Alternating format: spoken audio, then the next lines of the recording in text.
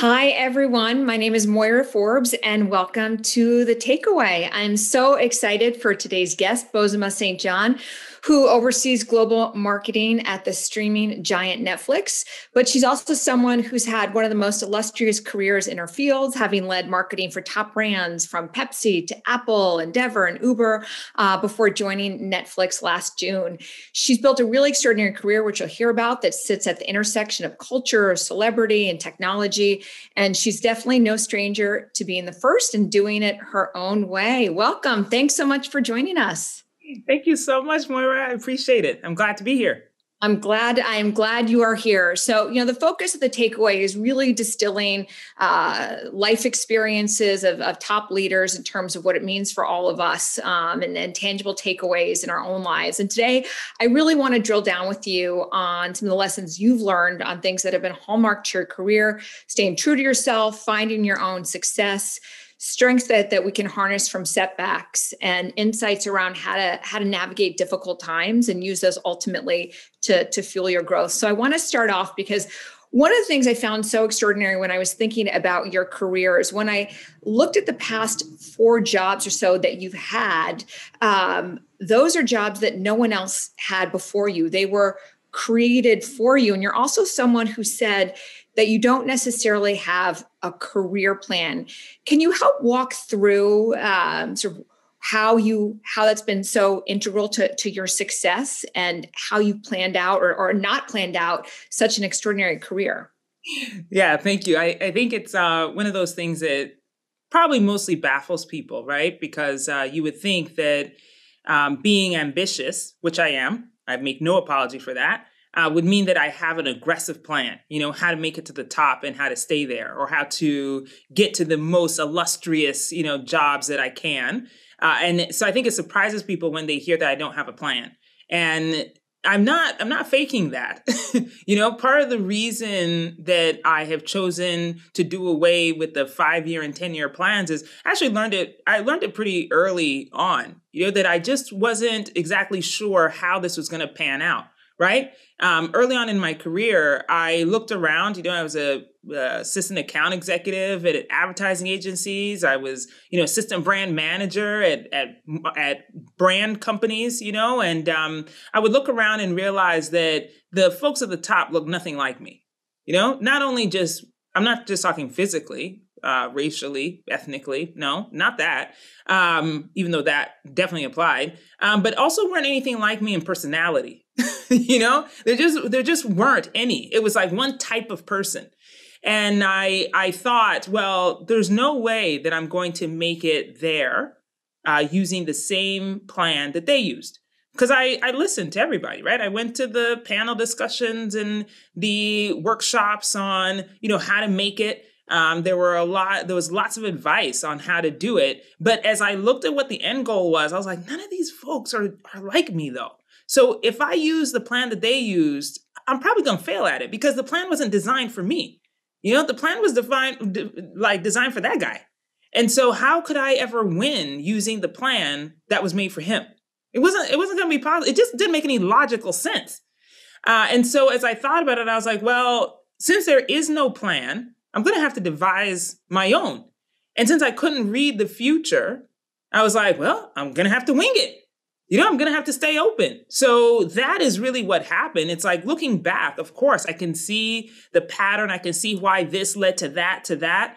But I like to think that because I'm a unique individual, my path is really my own. And so that's why when other people ask me, well, what are the keys? How do you build the career? My answer is never about timing or about experience of this to lead to that. It's solely within yourself. It's like, what are the things that you're interested in? What are the experiences that you want to have? What makes you excited?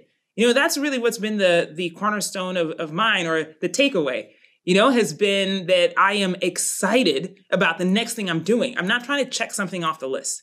It's about the excitement of the job, about the excitement of the opportunity, and therefore I've remained open to whatever is coming. I want to talk in a little bit about knowing yourself and trusting in that authenticity and finding your own path, because that takes courage, it takes experience. And I think people will be really interested in that. But I want to ask you about if there's no career plan that you could have, and you're someone who had to really stay open to possibilities. You've talked a lot about the importance of trusting your inner voice and trusting your gut. And that's a phrase that we hear all the time, right? And sometimes those intangibles are really hard to nail down. Can you share with people how you learned to not just hear that inner voice, but to actually trust it? How do you practice listening to it? Yes. Oh, that's such a great question. And there's no easy answer. There really isn't. It just takes practice. It's like trying to discover whether or not whether or not that little voice that is talking to you is real or not. And people might say, well, you need some medication. That's not it. It's that I have tested it out on more than one occasion, more than a dozen occasions, on little things and in big things. And it's always right.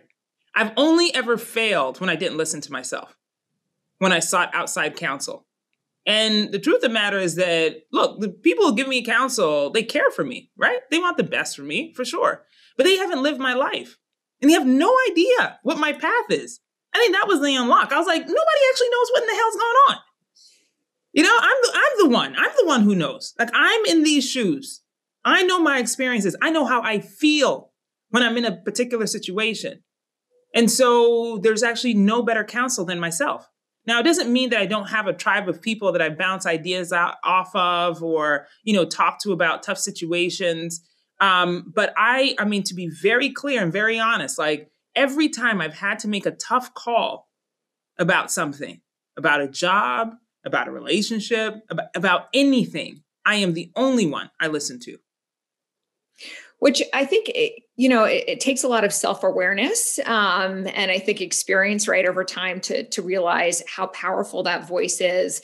And something you talk so much about is that you own who you are and that you walk proud of it, and there was a quote that I read in an interview that I loved where you said, "I'm never afraid of being the odd man out because I feel very comfortable in that space." Can you talk about what cultivated that confidence in who you are? How much of it was nurture? How much of it was nature? And how people can be more comfortable owning their authentic self? Yeah. Well, I love the fact that you said nature and nurture because it is a combination of both. I think that naturally I come from a long line of people who have broken stereotypes and who have achieved. I don't think there's a Black person on the planet who doesn't have that story. I'm saying we've been through some things. And so that is the first thing, it's in my DNA. It's in my ancestry, folks who have overcome so much and are still here and still thriving. I mean, my God, how is that even possible? So that's the first thing is DNA is it.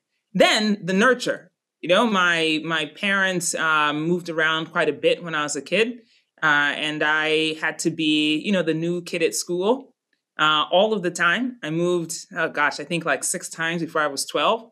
And then by the time I was 12, we finally settled in Colorado Springs, Colorado from Ghana. And it was, as you can imagine, quite a culture shock. And being the odd man out meant that I had to figure out a way to connect with people without losing my own identity. And of course, now I can better articulate it because I'm an adult and I can look back and have good perspective. But at the time, it was simply about survival. I knew that the community around me thought I was odd. It's like I had a thick accent and I was very, very different, super Black, super tall. My name was difficult to pronounce for the other kids. They didn't know where in the hell Ghana was. There was just a lot that I had to sort of overcome in order to not just fit in, but to be accepted in any capacity. And that is what then led me to understand that, look, I was never going to be the blonde girl. It was never going to happen. I wasn't going to have blue eyes and I wasn't going to have grown up in Colorado my whole life. I didn't have those roots. But also through that challenge, it gave me a real sense of pride about where I come from and who I am. And I've carried that through, and I have told the story before about my mom, when I had to be like 12, 13, 14, in those early days when we just moved, and I would have friends who wanted to come over, after school. And they would come over, and she refused to like order pizza. She was like, look, that's not the kind of house you grow up in. This is not this. No, when you come to our house, you're going to eat our food. My heritage, my difference is equally as important as anyone else's. And that it's important for me to have a true sense of pride in it. And so much of owning who you are is something that you said has been critical to your success, to be able to show up as yourself every day. Because, you talk about being 12 and... Oh, gosh. I've tried to answer this question in numerous ways, and just now as you were talking, I thought of another way to go at it, which maybe will be counterintuitive, and I find that I probably do this more often than I even recognize, right? Appreciate the difference in myself. And I think that's a real key. It's like if you are able to see somebody else and say, oh man, that thing that how then do you not look at yourself and celebrate the differences? Who is like the perfect epitome of whatever role or whatever character are already showing up boldly, or maybe they're not showing up boldly yet, but you give them the encouragement because you recognize that difference and you celebrate that difference, being reciprocal in that perhaps if you give out the celebration of who you give it. I love that. I love that because I think, difference is where your differences are where your greatest superpowers are, right? Those are the things that you do best and that you only can bring to the table. And I think it breeds this sense of confidence and ultimately you're right. It's a virtuous cycle in terms of the fact that you're your own biggest cheerleader and advocate, their ambitions. How do you think people should into practice in your own life? Oh, Maura, this is a big one. It's the I versus we. This is a big one. This is a big one, right? About the celebration of difference. And I have said it before. I'll say required. I think especially if you've ever been othered, if no one has ever seen you, it is that much more critical that you see yourself. It's like, why are we waiting for other people to give us the flowers? Even today, I just did it right before I came on this program with you. I celebrated 1 year at Netflix yesterday. And yes, I did celebrate myself. And then this morning, I have some friends who made a little video for me about the accomplishments of the last year. I put that joint up. I was like, yes, this is what we do here. We celebrate and celebrate and celebrate. And so to me, it's this continued thought that we have to wait for somebody else to tell us that we did a good job. I find that people often like the good time. They like the party. And so bring the party to you, And I think that the fear, though, is that it might come off as arrogance or, maybe tone deaf or something. I just always wonder why people think that. I'm like, why would I be down on myself, or why would I be quiet about it? And in my celebration, why does it have to look like arrogance? Like if it's true and if it's honest, an honest celebration, then it's not arrogant. I'm simply having a good time. I'm enjoying this life, and not to put the serious side to it, but it does exist in that I've been through a lot, Moira. I've been through a lot and I am still here. So every day that I wake up, every day that I accomplish something, it doesn't even have to be the big stuff. I got up today, look, I put on this red lipstick. I feel fly as hell, and I'm going to celebrate that. And so I think that is for me, the thought when folks ask me like, about celebration or about, sort of bigging up their own accomplishments. I'm like, do you see how far you've come? Do you know what it took for you to get here? Do you know the amount of people that it took for you, singular individual, to sit right here? The obstacles you came through. There's no way I don't celebrate. Like, are you kidding me? This is magical. This is a complete accomplishment for me to be sitting here right now. So yeah, I am completely unapologetic in the celebration of myself. You mentioned a moment ago that you've been through many, many challenges in your life, and that has really sort of helped shape or influence this sense of action in your career, in celebrating yourself and others. You're writing a book that comes out next year, which takes the authenticity that's been such a hallmark of your leadership a step further. The book is called The Urgent Life: A Story of Love, Grief, and Survival, which is about the journey of losing a daughter born prematurely, of losing your husband in 2013 to cancer, and being a single parent. What does it mean to have found urgency in your life?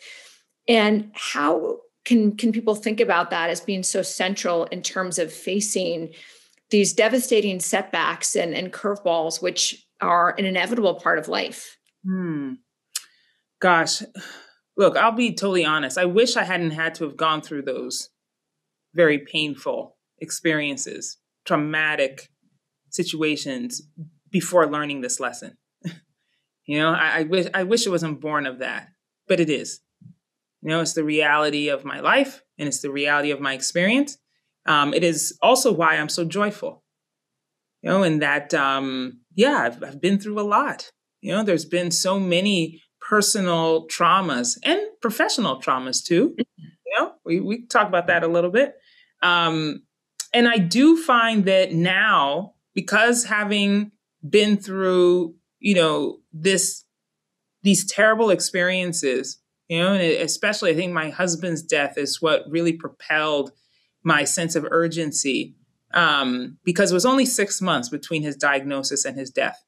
It was a very fast acting cancer. And I saw him just waste away, and all of those things that we said we would do that we couldn't do, and that's not theory. That's not some pithy, ideation of like, seize the day. We literally did that. Every day we'd wake up and we would decide on something that was going to, that we had to do, so that we could then accomplish as many things as possible before he couldn't do them anymore, right?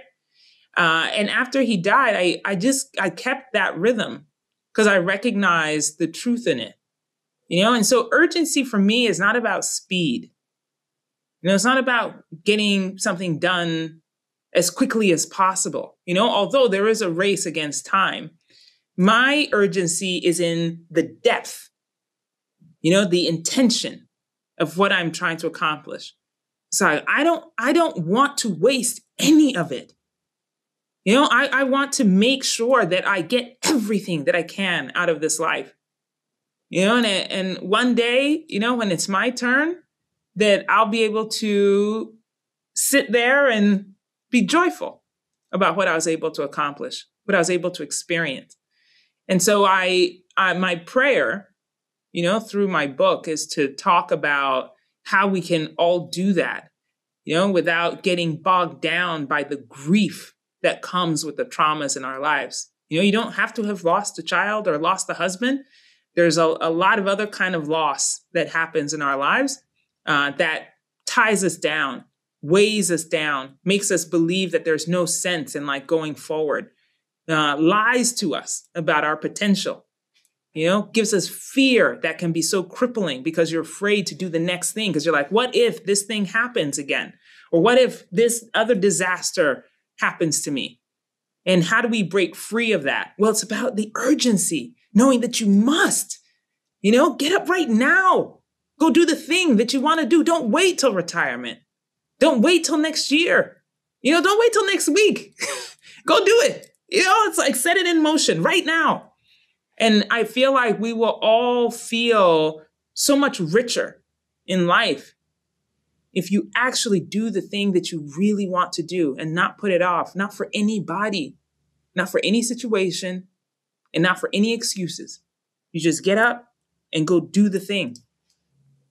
Can you talk a little bit more about how to put that concept into practice now? Because, when you say do the thing right now, things flood through our brains in terms of this is what I should do, this is what I should do. And you've mentioned that sometimes this concept to act with urgency can feel very foreign or sometimes even impossible, right? In those early stages. But like a muscle, the more that you do it over time, it becomes your reflex, and clearly so transformative in terms of how you navigate life and how you find joy in life. How can people think about putting this concept into motion? Are there things that you do in a more concrete way that help at least lead the push or help crystallize where to make the push? Yeah, yeah. I mean, look, like I said, it's not always like the big things. I have big goals. They're not necessarily, like we said before, it's not necessarily tied to a particular title or a particular job, but a concept that I want to achieve that is, higher stakes. But then, on the smaller side of things, there are steps that I want to take, constantly in order to do something. Right. Even taking, for instance, my book, it's been a long time, that folks have asked me if I would ever write a story from my perspective, and to tie the things together that I feel like perhaps could help at least one other person. And so the urgency for me was to be able to do would not make it possible for me to actually tell my truth. But I do think that this applies like in so many circumstances. I think that there's a lot, they'll wait in that for years, waiting for that thing to happen. I'm like, why? Yes, there's a lot of fear out there, right? It's like, well, I don't know. What if I leave today and they were going to give me that promotion tomorrow or that raise the next week? They said I should wait. Do you really want to do that? There's nothing else that you want to accomplish? Go, and even somewhat practically, but, like taking that fully in full swing, and knowing that, those reps were not going to wait for me. Getting my health in order, my heart in order wasn't going to wait. Nobody else was going to come and do it for me. Intention of what it is that you want out of your life. There is no playbook, as we've said. There's nothing in my life that will help you in achieving yours because my path is my own. All I have are the lessons that I've learned, the theories that I apply, and you should use those theories to apply for your own life, right? Not necessarily copy mine. And so my point is that I just want us to be a more intentional society. And that's something big or small. You talk about your book being this opportunity to tell your story. You have been a storyteller on behalf of so many brands and issues throughout your whole life. I'd be curious, when you look at your role right now at Netflix and, obviously within the entertainment industry, which so well. Can you talk a little bit about how you see your role and the opportunity right now that exists to influences the places where critical narratives are being created and how each of us needs to think differently about the power of these narratives? Yes. Oh gosh. I cannot tell you how excited I am to be in this job. Again, back to being open to the experiences or what comes. I believe I'm supposed to be here at this very moment in time. That the life experiences I've had, my own story, how I have overcome certain things or, the way that I show up in certain places allows me to have a perspective about stories and about people and about the curiosity of others that really helps me in this job. I love the fact that the entire company and my colleagues are focused on putting stories on screen, that people are represented in so many different ways, that there's a plethora of ways for us to experience life. The fact that Omar Sy, who stars in Lupin, coming out of France, that show is a big hit in the US and it's in French. It's amazing to see the Afro-Francophone person, starring, or to see the, a lot of the hits that are coming out of Korea, with K-dramas are making their way around the planet. How wonderful it is for us to see the diversity of different types of people and to experience them. I think actually there's no better time than right now. It's like, look, we are all stuck in this global pandemic, trying to be as healthy as possible, trying to be as safe as possible. It is hard to move around. And so what better way to explore the world and to explore different people than to look at a story on screen that will transport you into a different experience. It's like, what a gift that is. And so I'm so proud, to be able to do my small part in bringing those stories to life. I love it because it's the different stories, but it's also the commonalities, right? These human elements that connect us all, regardless of where we are in the world. And the pandemic definitely is a shared experience that all of us are going through right now. Before we begin to wrap up with a quick speed round, which is how I am, and all the conversations. You've been asked this question a lot, but you're someone who has this ability to really understand what's next, whether that be in pop culture, whether that be in the dynamics of what people are gravitating towards from a global storytelling and narrative perspective. Can you help people understand how they can be more open to seeing ahead or more open to understand the different trends that are at play that can influence themselves personally or obviously within their careers? Yes. Oh, well, the biggest way to know what's coming next is to understand what's happening right now. I think people get so focused with trying to guess the future that they forget that we're here right now. And if you paid attention to the small changes and the things that are happening, you'd actually be able to see the pattern about what's coming. And then, like I said, listening to the intuition, which will tell you where we are going, putting yourself into the equation of understanding what other people need or where we are going with trends or even what to do with your own life. I think my message is singular, which is that pay attention to right now, be in the present. Trying to live too far into the future means that you miss what is happening right now and you miss the joy and the treasure of it. And so why not just focus on where you are? Trust in the destiny that you're going to get to the next place. I love that. And I think sometimes you have to slow down to speed up, right? And that requires sort of living more in the moment. And again, the intention, which, is a word I think a lot about as well, in terms of how each of us have this opportunity to really achieve our potential and work in service towards others. So as we wrap up, I end all of these conversations with a really quick speed round, just to get some rapid fire insights from you before you go back to the multitude of hats that you wear throughout the day. So can I ask you a couple of more quick questions? Yes, let's go for it. Okay.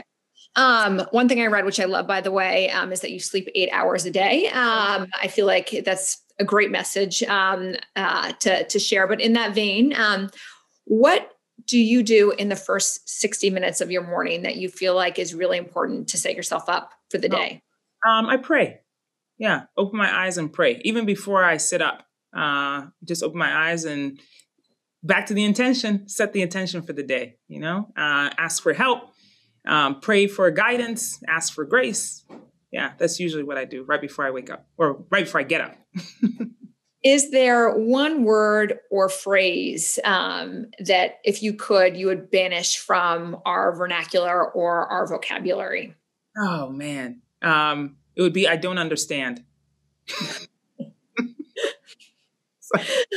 When you're feeling burnout or facing a creative block, is there one strategy that you found helpful to get yourself unstuck? Well, I like to observe other people. It's the way I get my creative going, so either now virtually, I'll go on social media or watch, something and just try to get unstuck that way. People are endlessly inspiring. I know my husband always gets mad because we'll be out to dinner and I'll be like, please be quiet. I want to hear like the other conversations at the table. I miss that. I just find it it's fascinating to me. It may seem a little bit creepy that I'm eavesdropping, but I'm like, their lives are more interesting right now than this. Yeah. Some people have really interesting lives. You want to know what they're talking about. Want to know what's going on. I like it. How would you describe who you are in your core, your DNA, if you just had one word? Intuitive.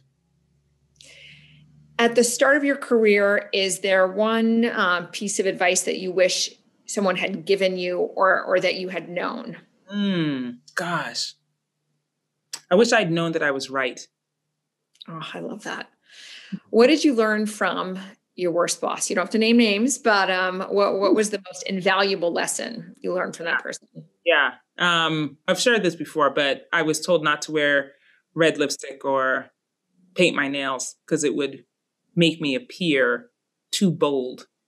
That's ridiculous. As you can see now, I'm completely anti that advice. I don't know why you would say that. No. What's your most treasured possession? Oh, my most treasured possession. Gosh, that's a really tough one. Well, I don't possess my daughter, so I can't use that answer. Uh, Gosh, that's a really tough one. I have a necklace that my mother gave me that belonged to my grandmother. I really didn't know her. And I don't think it's worth very much, but it means a lot to me. Is there a quote or a mantra that you live by? We know what that is. Live life urgently. A couple more quick questions. What technology do you wish someone would invent today that would make your life easier, simpler? Hands down, teleportation. I wish that all the Star Trek episodes, I just wish they would come true. Like, why can't we have teleportation right now? I don't understand why it's taking so long.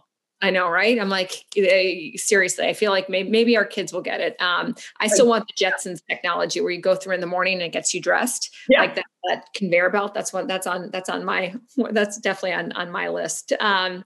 As we wrap up, last question for you. You shared so many extraordinary insights and piece of advice that I think I am going to use urgently in my own life. But if you were to, again, sort of take a step back, and I know you're putting out this book next year about living urgently, but if there's one other lesson that you want people to take away from your story, the moral of your story, how would you share that with others? What would you say to them? Yeah, I would say them remain open. Remain open to all of the possibilities. Don't close yourself off. And sometimes the closing off comes in the most innocent ways, making those plans that you can't shift or that they're so rigorous that they weigh you down. Being careful to just be open so that anything that is destined for you can actually find its way to your door. I love that. I love that. And again, sometimes I always say this, the simplest things in life are often the hardest to do, but they can be the most transformative. Well, thank you so much for the extraordinary insights you've shared. You're always so generous in the insights and experiences from your own life and the ways in which all of us can use it to fuel our own growth. So thanks so much to you, and be well and be safe. Thank you so much. This was wonderful. I'm so glad to have come. So thanks for the invitation. Thank you. And thanks to everyone for joining us. And we look forward to seeing you next Wednesday for another conversation. And Bose, thanks again. All right. Thank you. Bye. Bye-bye.